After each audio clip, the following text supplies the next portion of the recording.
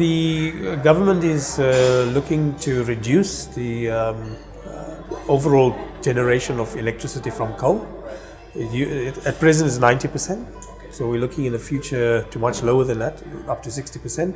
This is according to the new plan. So we have a planning system called the Integrated Resource Plan, and that makes projections for the energy mix over the next 20-30 years.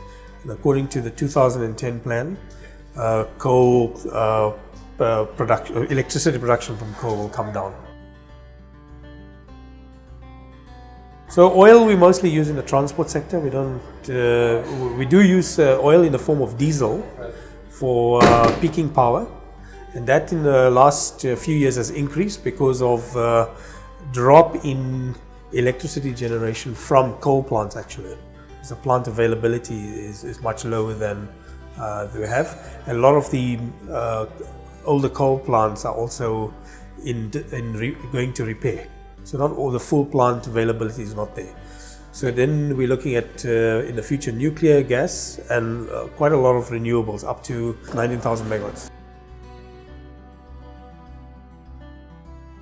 So I think that India should increase its energy mix. I think that even though I recognize that coal is very sensitive and a big issue of energy security, my view is that energy security is not just about total dependence on coal. I think India's energy security will actually be undermined.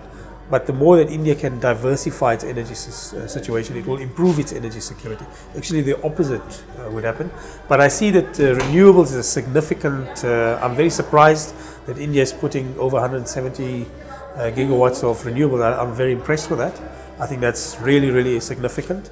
And we hope that that makes a big difference. My concern is not so much whether India builds more coal plants. From what I understand, many of the utilities are struggling financially, and India is struggling to manage its existing infrastructure and its fleet. So this is where perhaps more focus should be given, and not just on whether you have coal and whether you can use the coal, but the entire system.